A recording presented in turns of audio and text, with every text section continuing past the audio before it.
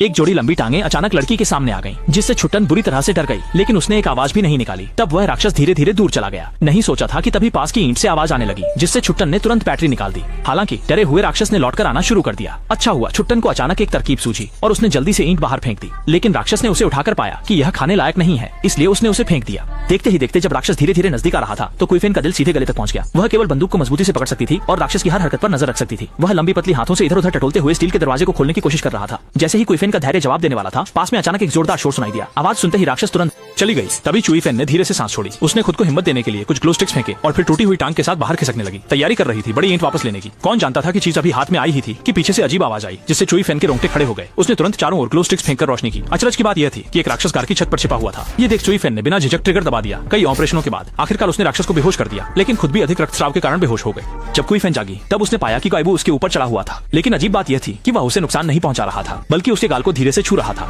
इस क्षण ने उसे अपने गुमशुदा प्रेमी की याद दिला दी, क्योंकि केवल उसका प्रेमी ही अक्सर ऐसा करता था। उसे तुरंत एहसास हुआ कि उसके सामने का ये गायबू वही प्रेमी है जो कुछ महीनों से गायब था। चुईफेन और गायबू एक दूसरे के गले मिले कुछ समय के लिए, फिर धीरे से ट्रिगर दबाया और उसके साथ इस पीड़ादायक दुनिया को छोड़ दिया। फिल्म यहीं समाप्त होती है।